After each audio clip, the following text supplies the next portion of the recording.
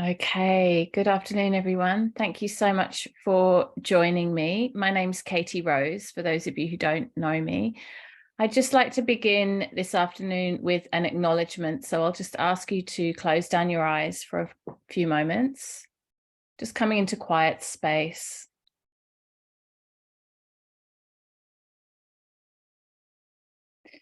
Taking a moment to acknowledge the traditional custodians of the land on which we're sitting, the First Nations people. For me, that's the Gadigal people of the Eora Nation. And particularly to remember the birthing wisdom that those First Nations people hold, going back through thousands of years where childbirth was part of family life and seen as a very normal event. So much wisdom within our First Nations communities. Also taking a moment to acknowledge my own teachers and your teachers, the lineage that comes before us.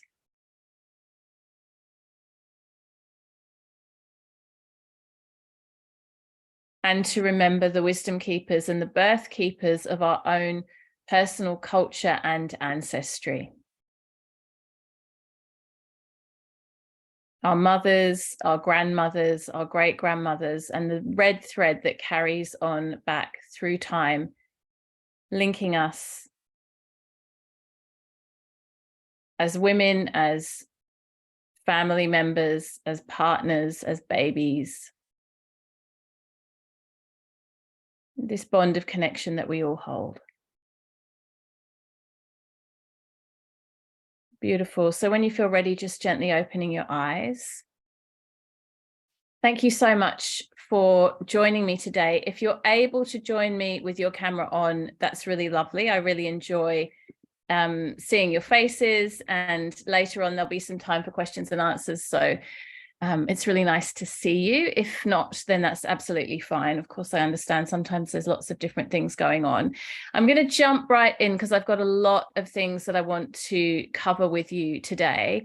One of the first things I'll say is that in preparation for today's webinar, I've been going through some of my notes and listening to some recordings of conversations I've had with teachers of mine. And there was a particular conversation that I had at the beginning of this year with Jane Hardwick Collins, who some of you will know well. She's an elder in our community. She is the head of the School of Shamanic Womancraft. And she's been a midwife for over 30 years. She's an incredibly wise woman who has literally supported the birth of thousands of babies. And her and I had a conversation about birthing and pregnancy and labor and all kinds of things around that, particularly also my own personal birthing experience of my last birth, which was my 5th child. And there were so many things in that conversation that I wanted to bring into this conversation that I'm actually going to just share that interview with you guys. So after we finish talking today, and for those of you listening to the replay, I'll send out the recording of this session, but I'll also include a link in there of a recording of the session that I had with Jane. And if you haven't heard that before, if you were in Bhakti Women's Summit, you might have heard that before, but if you haven't, then yeah, I'll be very much inviting you to listen to that, because there's a lot more in there that I'm just not going to have time to cover today. And I thought rather than try and rush over it, I'll just share the whole interview with you. So that's going to come your way in a subsequent email along with the recording for today. So empowered birthing. I mean, the first thing I want to say, and I think I hope I covered this well in the invitation to join the webinar, and also in the sort of social media posts and things running up to this. But the very first thing I want to say is that a beautiful birth doesn't necessarily mean any particular type of birth, right? So you can actually have a home birth or a natural birth, or a birth that goes according to your plan that doesn't leave you feeling particularly positive or empowered. And you can also have a birth that is very different to what you planned, has lots of unexpected outcomes, happens in a hospital, ends with a cesarean, and actually leaves you feeling quite empowered and quite okay, and quite grateful for the beauty that was in that experience. So if there's one thing I've learned about birthing, and if there's one thing that you get out of this webinar that I really want to share with you, it's that it's not about the outcome. It's not about how things happen or what the story of the birth is, like the narrative. It's really all about how the woman who gave birth and her support team feel about the way that the birth unfolded. It really has to do with what you take from it in terms of the energetic imprint that it's had within you. And also, and it's not just the mind, it's not just what you think about what happened, it's what you feel, what your embodied experience of that is, what your body remembers, what your energy body remembers, and what your feelings and emotions have to say about the whole experience. So as I said, it really isn't about the narrative of like, well, this happened and then that happened and then I, ended up in hospital and then this happened, I didn't expect that, and I had an epidural, and all those like parts of the narrative of the birth. What really matters is the feeling tone, and particularly the sense of empowerment, so that when a woman comes out of her birthing experience, she feels that she was in the driving seat, that she was making empowered and informed decisions. And all the way through the process, she had information and education that supported her in being able to make decisions that felt, feeling body, emotionally, but also intellectually made sense to her, right? And that there wasn't a feeling of being railroaded or manipulated or disempowered. And that could go either way. It could be, and I've seen this, that a woman who actually would rather have a cesarean and feels very nervous about being in a natural birthing environment or being in a birth center, and would rather be in a more medicalized situation, is pressured from external parties to have a natural birth and feels very disempowered and feels very like she isn't in the driving seat of her own experience. And then of course, flip side could be someone who's really wanting to have a natural birth or wanting to have home birth, birthing center birth, is unable to because of medical reasons and ends up having a medicalized birth, and is also disappointed. So it can go either way. And I'm just making that super clear because I don't want in any way the idea of a beautiful birth to mean any particular type of birth, because it really doesn't. So that's the very first thing. And second thing I want to share with you is something around power and empowerment. So I've already used this word empowered a couple of times.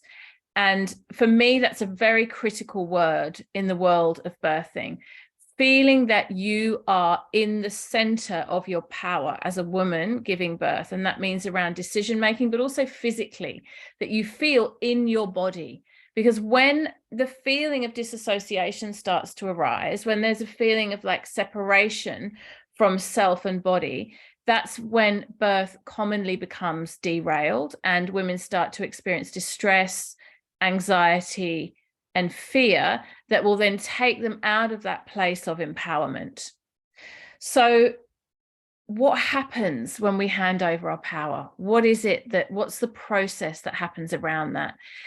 I think a lot of it does begin with institutionalized thinking. It begins with this idea that there are other people who are more expert that are going to guide us and tell us what we need to do. And a certain power imbalance is then created. We give medical institutions a huge amount of power. I was reading in one of the birthing books I was looking at recently, one of the authors said something along the lines of, the minute we see someone put on a white coat, they automatically kind of go through the roof in terms of the amount of power that we give to them. Anyone who's a doctor, gynecologist, obstetrician, we tend to actually move into the archetype of the child in those types of interactions. And very commonly, instead of seeing our place as one of equality and equanimity and being in a capacity of being able to ask questions, to be curious, to be in dialogue, to be in an equally even-footed conversation, it becomes one person holds the power, one person knows what's best, and then the other person, the patient is in a disempowered position where they're being told what is best for them and being told what to do. And that's the beginning of the disempowerment journey, which can then lead to a disempowered birth. And I want to give you an example of that was really striking for me recently. A woman whom I know, I wasn't at her birth, but she's someone who I know well, and I've spoken to in some detail about her birthing experience. She is an accomplished woman. She's a coach. She is a self-made multimillionaire. She's very wealthy.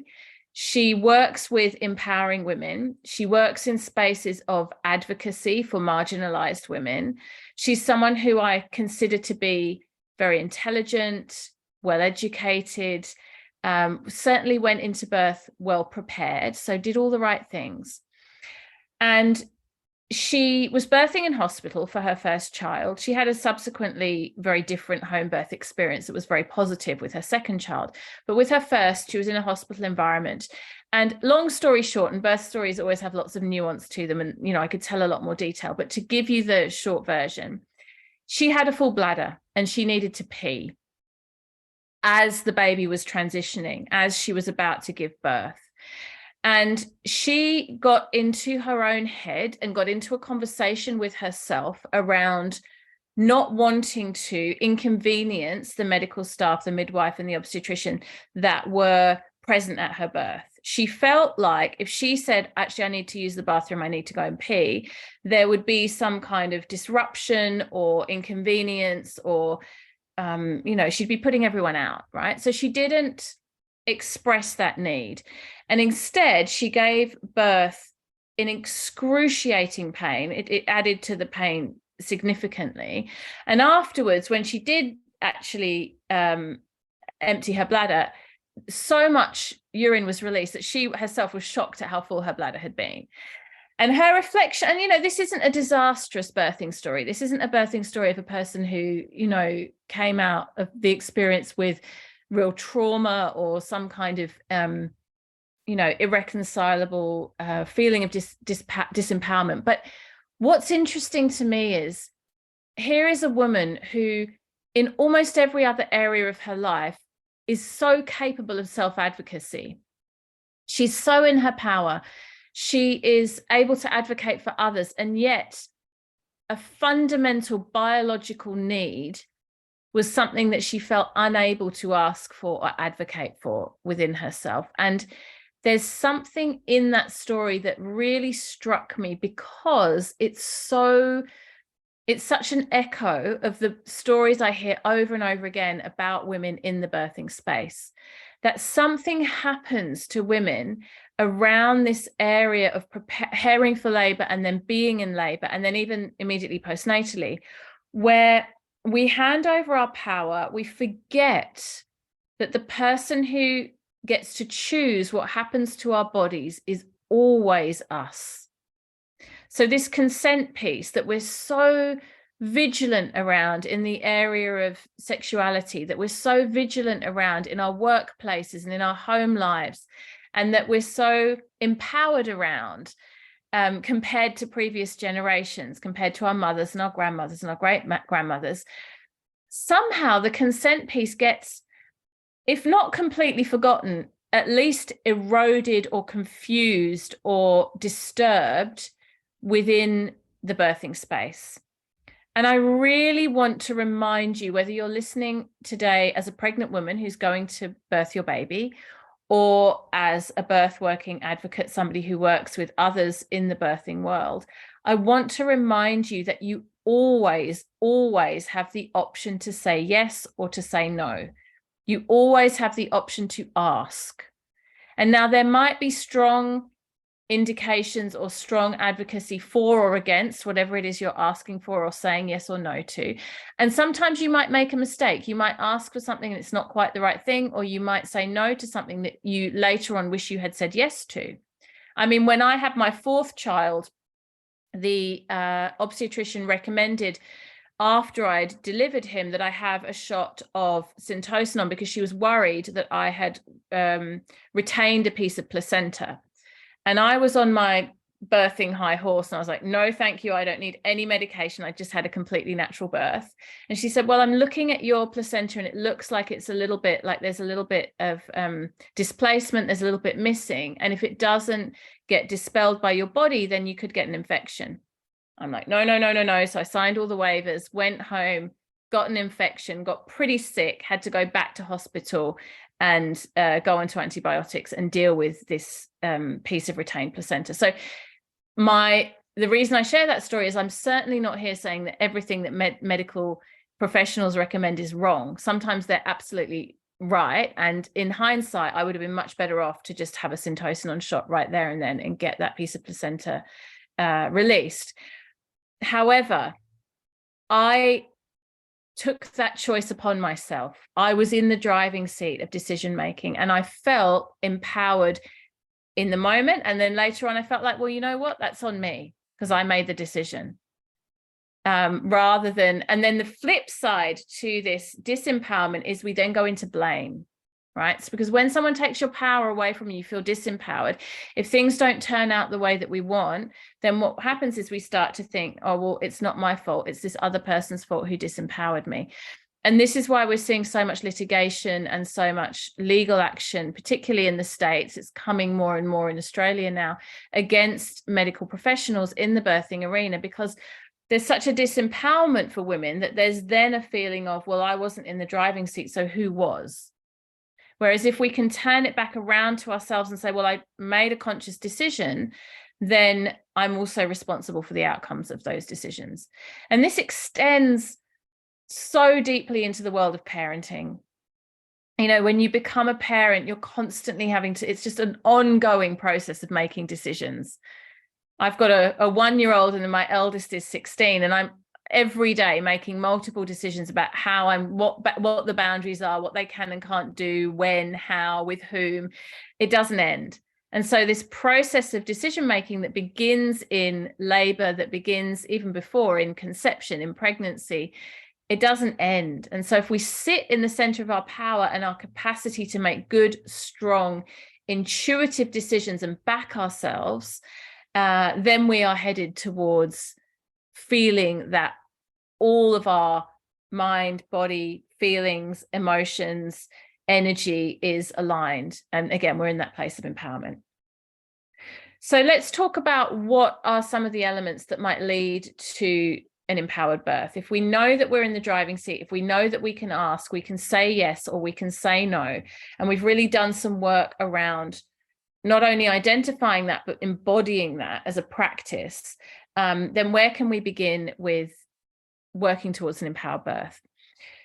Jane Hardwicke Collins, and as I mentioned at the beginning, I'm going to be sharing with you a whole interview that I do with her. She talks a lot about going back to our own experiences of menstruation and emerging sense of ourselves as women who have the capacity to reproduce. So this begins with puberty and it begins with menstruation. So she makes a strong link between the experience of your first period, the experience of yourself as a fertile human who is able to reproduce, and how that will then translate into your birthing experience and your experience of labor.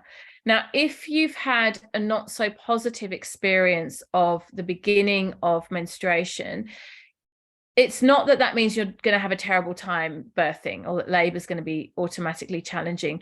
What it does mean is there might be some inquiry or some curiosity around your personal lineage and around your own personal experiences to do with reproduction, menstrual cycle, pregnancy, and childbirth that need healing.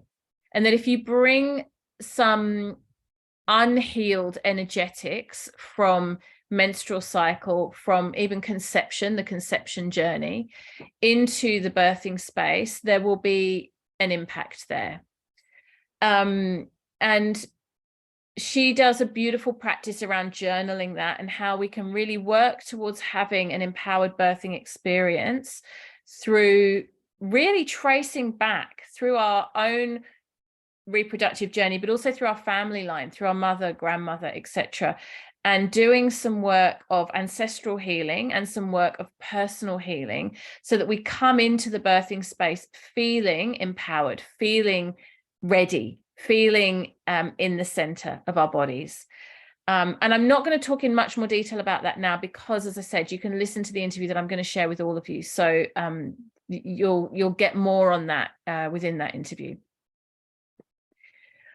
In the ancient yogic scriptures, and those of you who know me well know that I'm a yogi, I'm a teacher of Ayurveda and of yoga, but I have a deep interest in yogic philosophy, and it informs a lot of my teachings. In fact, the book that I wrote around pregnancy and childbirth is called The Yoga of Birth. In yogic scripture and philosophy, particularly the goddess scriptures, there is a teaching that we can honor the goddess, we can honor Shakti, which is the feminine divine, by appealing to the five senses. And the way that we do this in yogic philosophy is through what's sometimes called puja, or ceremony. And we might do things like lighting incense, offering fruit. We might ring a bell or play some chanting music.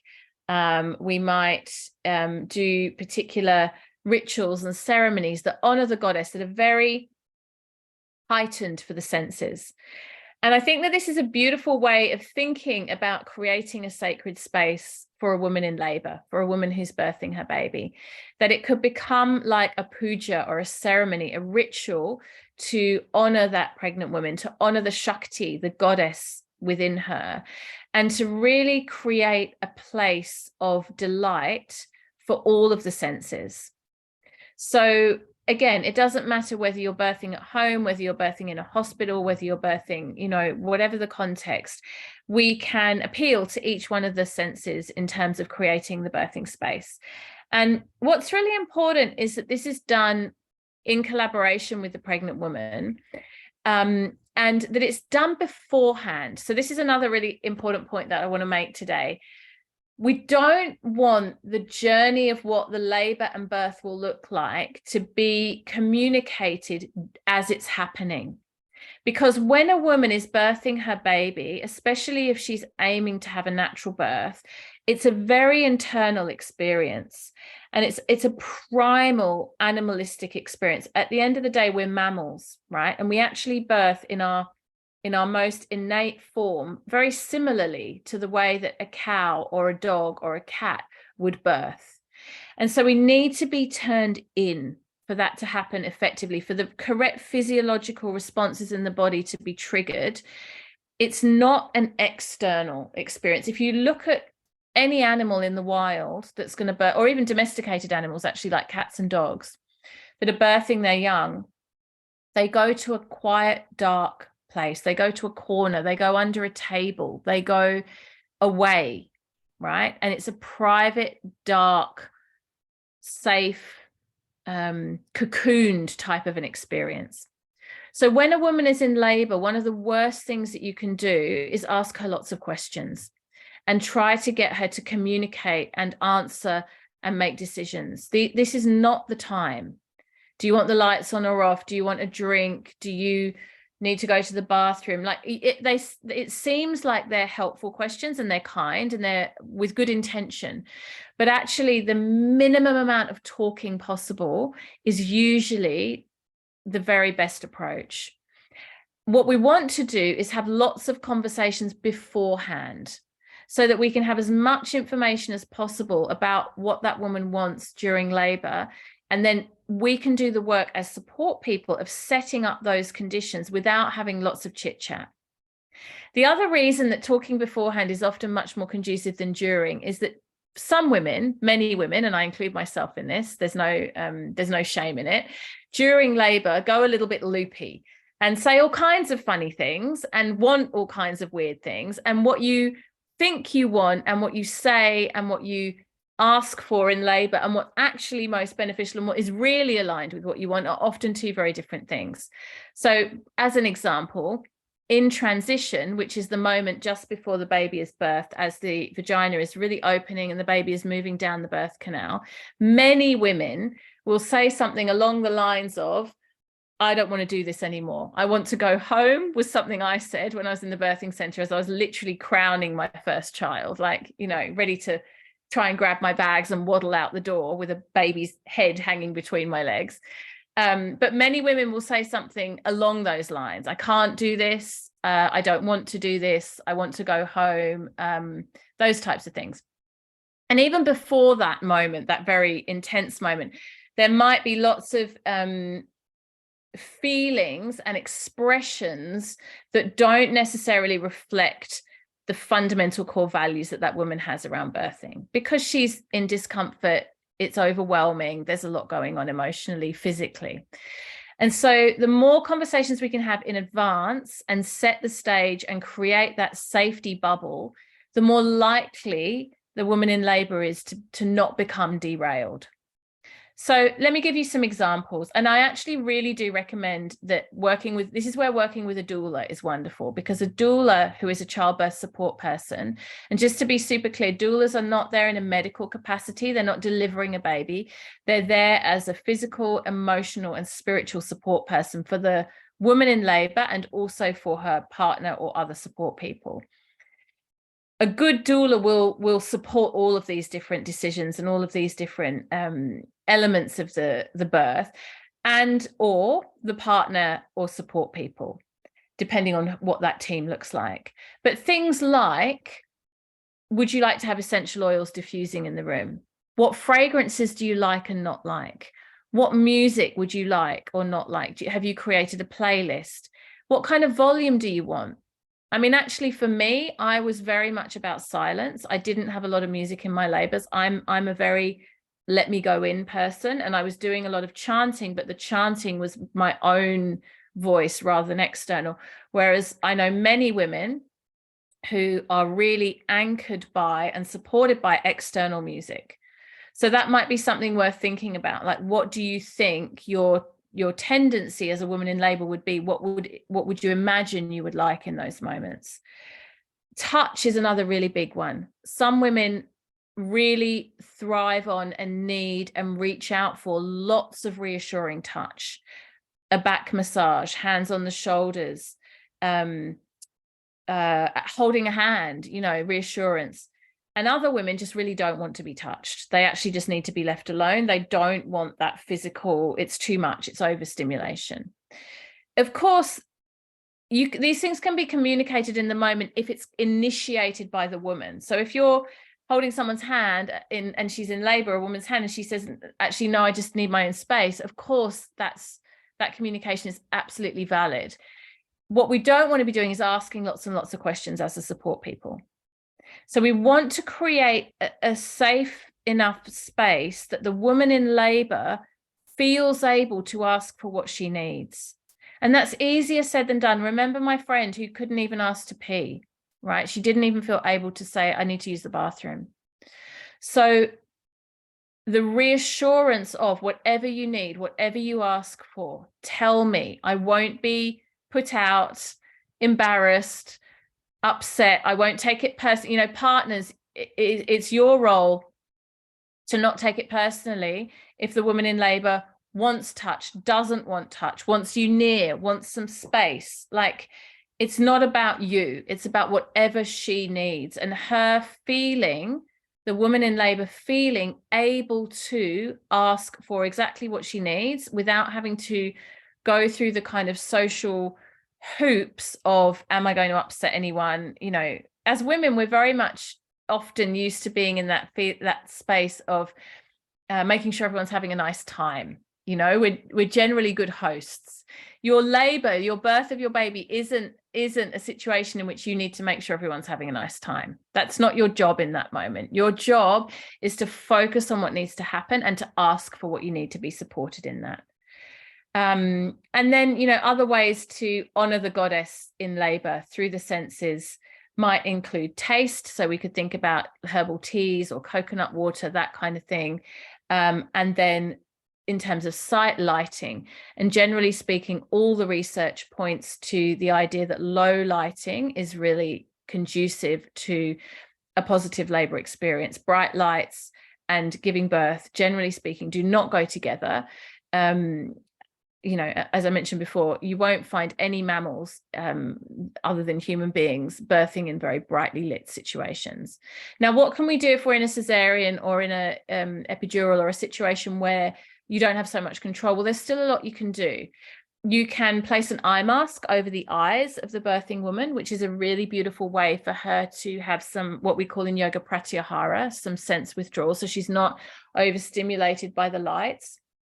A very, very potent tip, a powerful tip for a woman in a cesarean situation is earbuds and some music playing. So some chant music or whatever, her favorite, whatever it is that she wants to birth her baby to. Affirmations, doesn't matter. But there's a lot of noise in theatre. There's a lot of clanking and medicalized type sounds. And it's distracting, and it's very difficult to be in the zone of holding sacred space. And so by popping earbuds into a woman who is experiencing cesarean, she can listen to whatever she wants. She can have the iPad on and then really just tune into that internalized experience.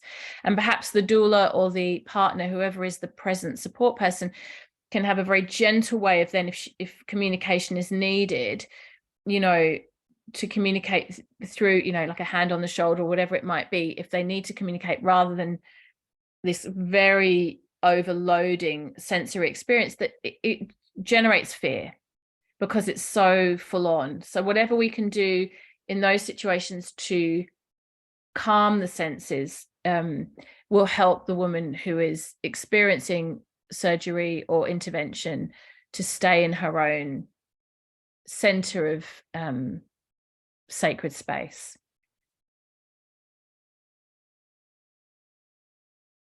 The last thing I really want to share before I open up to questions, and I can see that there's quite a few comments in the chat, which I'll also respond to as well, is that the energy that's required for a beautiful birth. And when I say the words beautiful birth, I thought a lot about the title of this webinar and what it was I wanted to share with you. And beautiful has a kind of slightly passive tonality to it, like it can seem a little bit,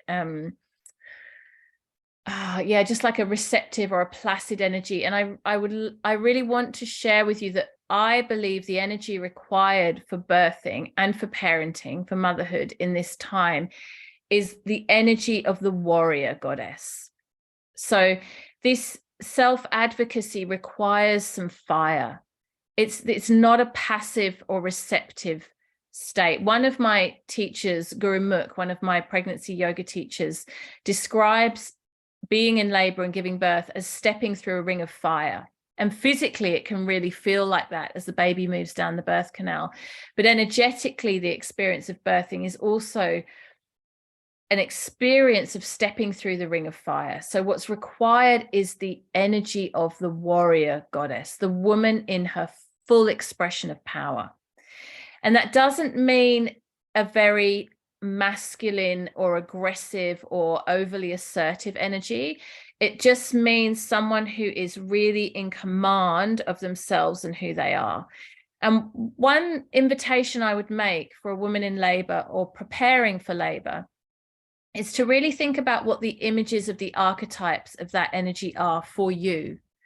So is there a particular person that you know, teacher, a particular icon, a particular archetype that you can hold in mind? You know, it might be the image of Mother Mary, or the image of Lakshmi, or it might be the image of your grandmother, that you really can hold in heart and in mind as you're laboring, that will anchor you in that energy of the warrior goddess. And having that archetype in mind, like if your grandmother was a very strong and stoic woman, for example, being able to channel her energy is very potent. It's very powerful. I think there's something very special about those archetypes and those images coming from your own personal ancestral culture, but they don't have to. you know, I work a lot with the goddess Lakshmi. She's the goddess that represents householder and everyday life energy. She's the consort of Vishnu, and it's all about being a mum, being in the present moment, being in the householder mode. Like it's about like the middle years of your life when there's a lot of service and busyness. And I don't have a background within Hindu mythology, but that particular archetype is very resonant for me. So it doesn't have to be within your own lineage, but it is lovely if it can be. And if there is a particular woman within your family line or just within your ancestral line, you know, for example, if you're a Catholic, it might be Mother Mary, that you can really anchor into that energy of the warrior goddess. It's very helpful, because when you do find, if you do find yourself in labor feeling second guessing yourself, feeling out of your comfort zone, losing that sense of being in your center, that archetype can be really helpful. And it might be helpful to have an image that you, like a photo or a picture that you bring into the birthing space with you. You can even create a birthing vision board that might contain a few different images that could be supportive and helpful in that space. Okay, I'm going to jump over to the chat and just see what's happening here and see if there's any questions. Okay, yeah. So Megan's saying that her sister had an emergency cesarean on Tuesday. She was there when the midwife informed her sister that it looked unlikely that she'd be able to get the baby out because he was in distress. And so she'd been considering home birth, but now she feels like she would want to be in hospital and be close to doctors and NICU, seeing both sides. And, you know, I couldn't agree more. And one of the things I haven't said this afternoon, but those of you who've worked with me in this space for any time at all know that this is my position. I am pro natural birth, I am pro home birth, and I'm also pro medical intervention where necessary. It's just, I do feel that very commonly medical intervention is given when it's not necessary. So statistically, what we do know is that according to the World Health Organization, all other factors being equal, 70 to 75% of women should be able to birth naturally without any intervention, right? So, you know, our bodies are designed for this. This is what we're made to do. It's not, we're not broken. We don't need fixing. Pregnancy and labor aren't health issues. They're not diseases. So 70 to 75% of women should be able to birth their babies without needing medical intervention. And that should be the foundation from which we come at labor and birthing, right? That should be the perspective paradigm that we start with.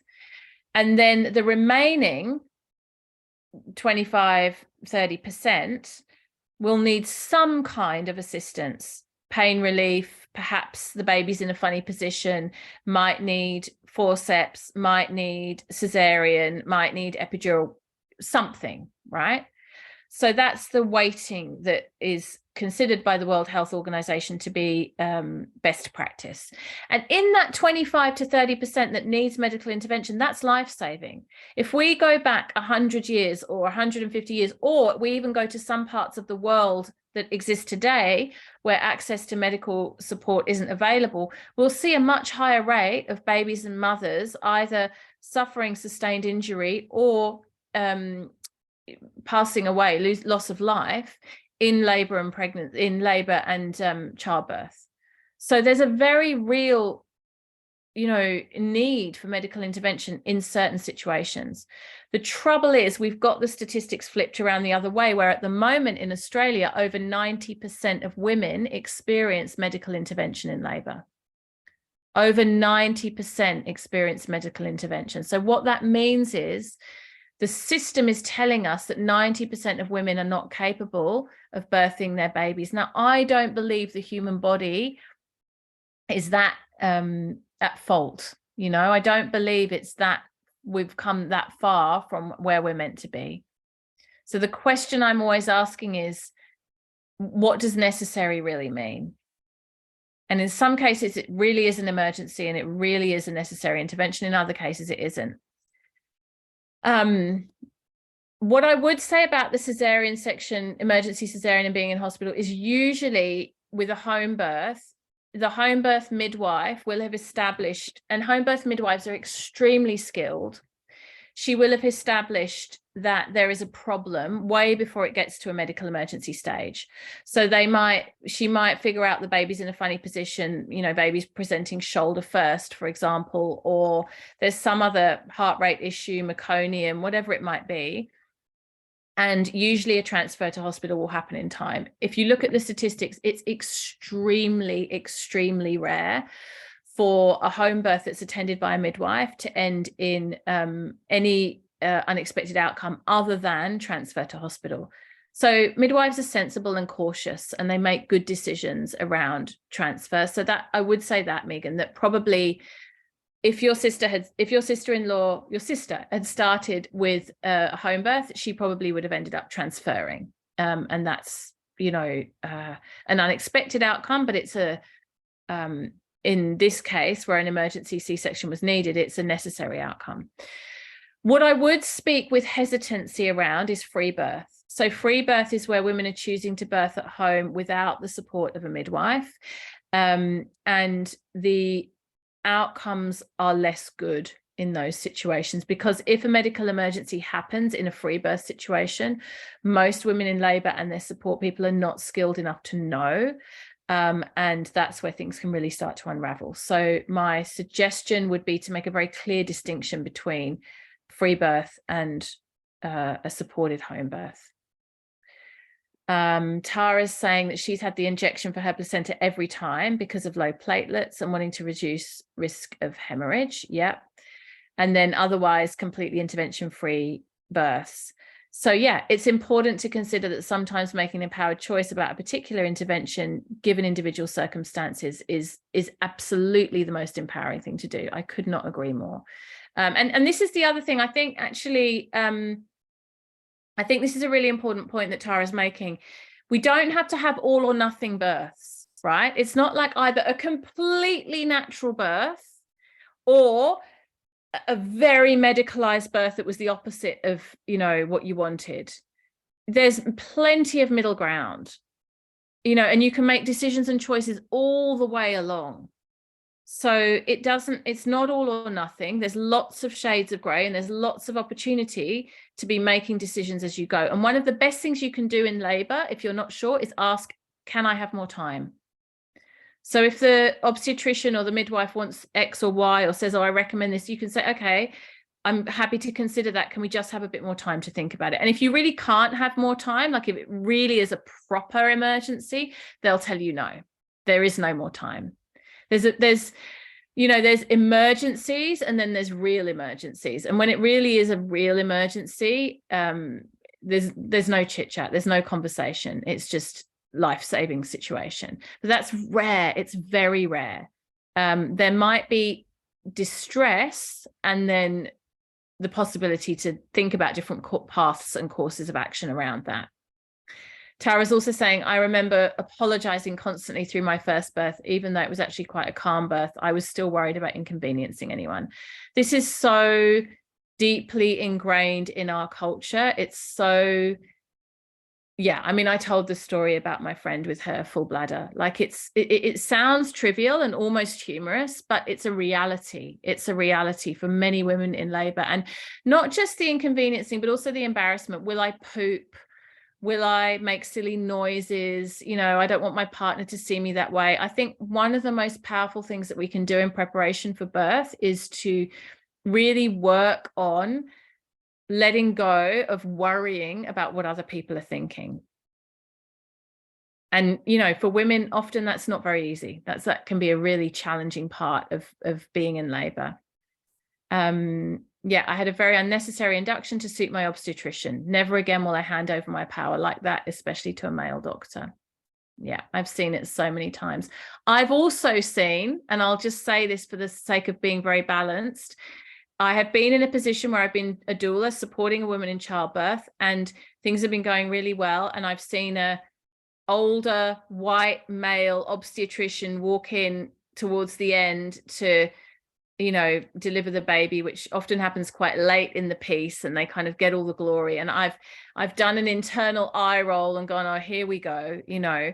And I've seen the most brilliant obstetricians in those contexts do the most brilliant work and actually be incredibly skilled at their jobs and very sensitive and very compassionate and very handing back of the power to the woman in labor. So, you know, the stereotypes happen in all kinds of different ways. And I think it's also really important that we don't just stereotype because someone is older, male, white, whatever it might be, that they're automatically going to be someone who's in that sort of archetype of the disempowering, power hungry, you know,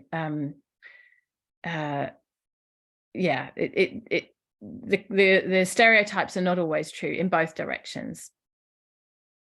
Emma's asking about books. I'll come back to that one in a moment. Juliet free birthed her firstborn 6 weeks ago, no scans, and he came out 10 pounds. That's a big baby.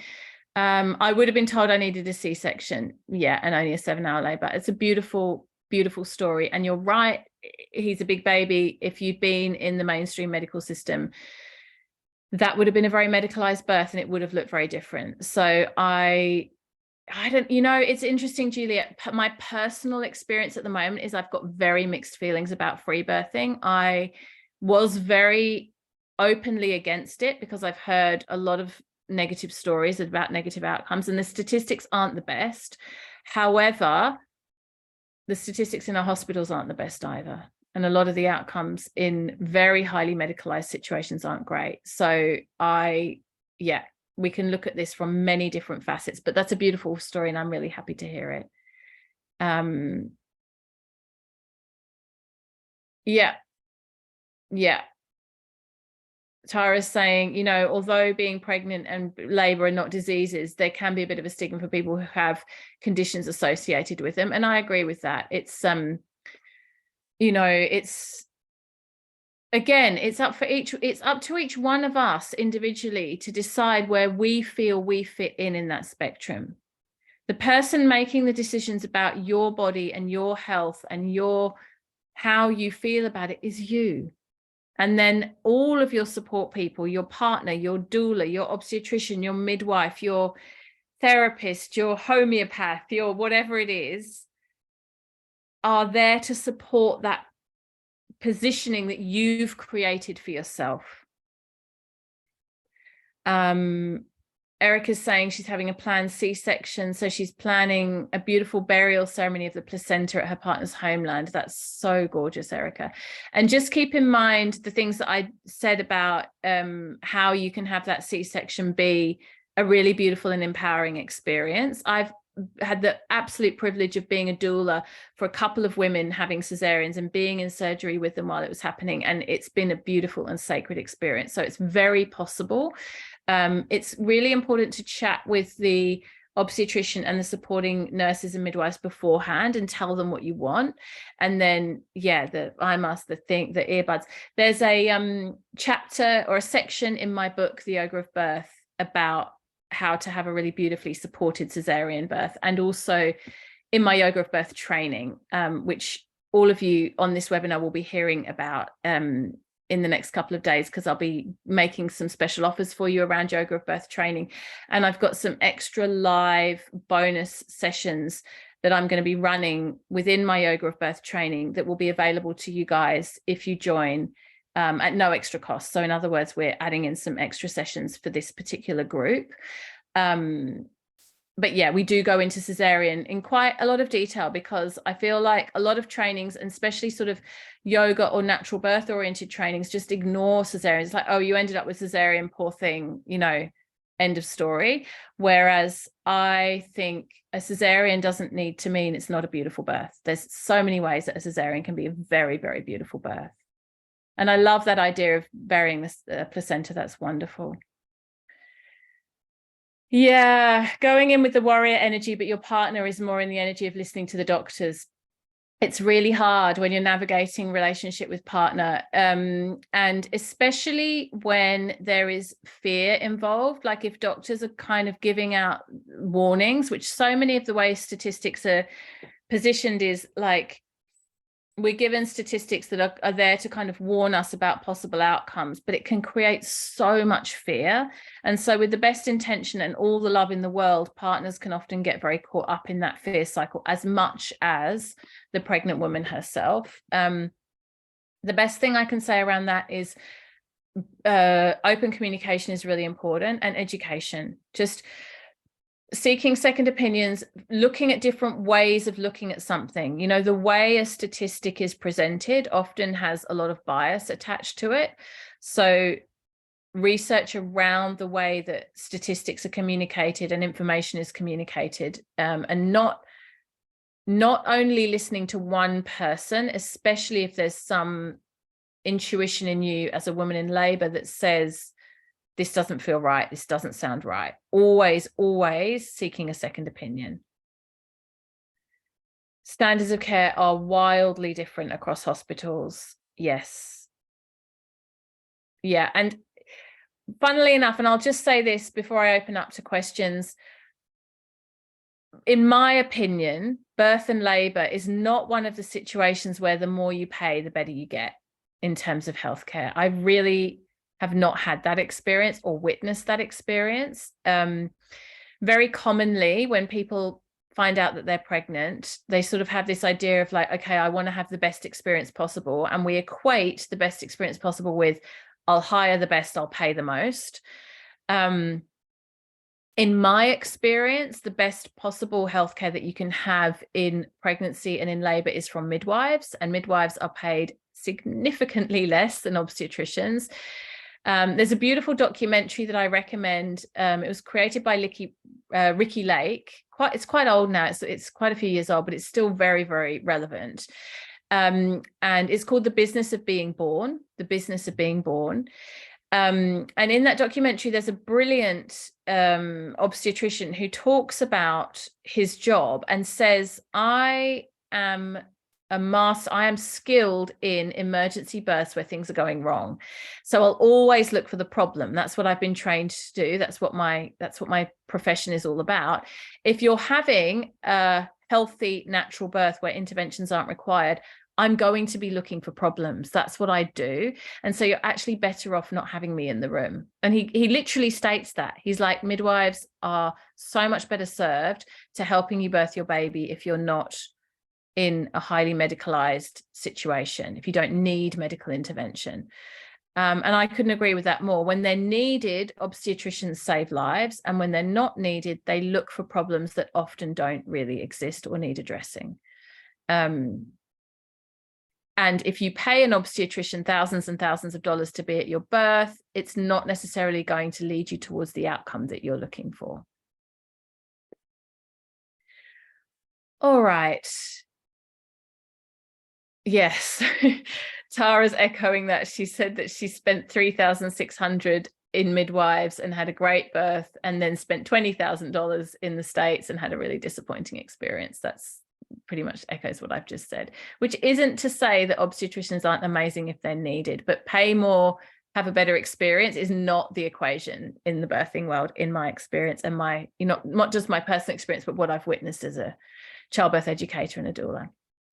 I'd love to get any questions if anybody has any questions. And I'm just going to randomly roll my cursor across the list of names to Jessica to give out the books, because I said those who came live would get sent a book bundle. So Jessica Carter, I am going to send you a hard copy of Yoga of Birth, and I'm also going to send you a hard copy of this fantastic book, which has only just recently come out. It was co-authored by my friend Jodie. Lots of really juicy information in there. I highly recommend this book. It's the Complete Australian Guide to Pregnancy and Birth. It's an excellent resource. Jessica, please, you're so welcome. Please, I'll pop my email in the chat now. Please email me your address and I will post those off to you. Any questions? Anyone? Feel free to unmute yourself and ask, or just pop a question in the chat. Or comments, anything you want to add, but I'm very happy to answer your questions.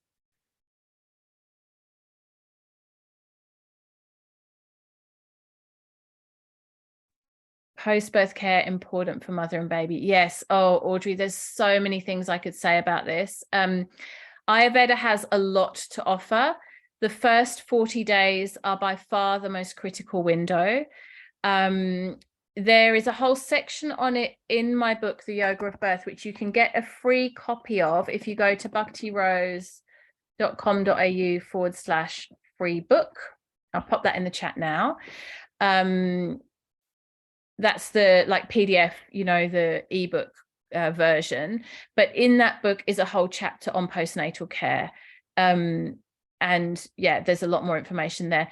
There's also, if you choose to go on and do the full Yoga of Birth training that I offer, there is a whole module on postnatal care. There's a lot in there because I'm also an Ayurvedic practitioner, and Ayurveda says so much about postnatal care. There's a lot of good information around that. I did a 2-hour webinar recently with Yoga Australia just on postnatal care and recovery according to Ayurveda. And there's so many beautiful, gentle protocols that we can do, from teas to oils to massage to wrapping the belly. There's a lot of that in Yoga of Birth training, but there's also a good chunk of it for free in the Yoga of Birth book. Any other questions? Can I ask you a question, please, Katie? Please, go ahead. It's Jason from Adelaide here. I've literally just started your Yoga of Birth course, and you mentioned about some bonuses from today. Will I get those, or do I have I missed out on that now? No, you will definitely get those. I always give any bonuses I give out in retrospectively, they go to the whole cohort. So yes. Beautiful. One of the bonuses that we're going to be putting on for this particular group is around blessing ways and running an alternative to a baby shower. So ways that you can practice ritual and ceremony to support women who are about to have a baby, pregnant women. And that's actually not being run by me. It's being run by a woman called Anna Flavia, who some of you will know, who is just the most beautiful facilitator of sacred spaces. So that's one of the bonuses, but there's a couple of other things I'm throwing in as well. And that always goes to past graduates or past people who've enrolled in the course. So yeah, Beautiful. You'll get those. Thanks for that. You're very welcome. Chelsea's saying Yoga of Birth is such an incredible training. Thank you. That's really kind of you to say. Any other questions? Beautiful. All right, well, I'm so happy to have spent this time with you. As you can probably tell, this is an area I'm so incredibly passionate about. I always want to make myself available. So if after you've watched this, you have more questions or you would like more support or resources, feel free to reach out to me. I'm absolutely happy to answer your emails and to guide you in the right direction. If I can't help you, then I definitely can recommend people who can. I don't practice as a doula anymore. I'm just going to say that now because I get asked all the time, and I just, at the moment, I probably will go back to it at some point because I love watching babies being born. It's such a beautiful thing. But I have a young child myself at the moment, so being on call is really hard. But I do recommend the Australian Doula College. They have amazing resources and they'll match you with an incredible doula. So definitely contact them if you want a doula. And I highly recommend getting a doula, even if you think you know what you're doing. In fact, one of the regrets I have around my birth with Leela, my most recent child, is that I didn't hire a doula because I was complacent and I thought I was all over it. And then I ended up not really having the birth I wanted with her. And I talked to Jane about that in the interview that I'm going to share with you, so you'll get a little bit more of an insight around that. But I can't advocate strongly enough for how amazing doulas are. Not just during the labour itself, but also in the postnatal support as well. Thank you so much, everyone. Thank you for joining me today. Keep in touch. You'll hear from me very shortly. The recording for today's session will go out to you along with the interview with Jane, and more details about Yoga of Birth training if you're not in it already, as well as details about the bonuses that are going to be coming up for everyone. Have a beautiful evening. Namaste, Hari Bol.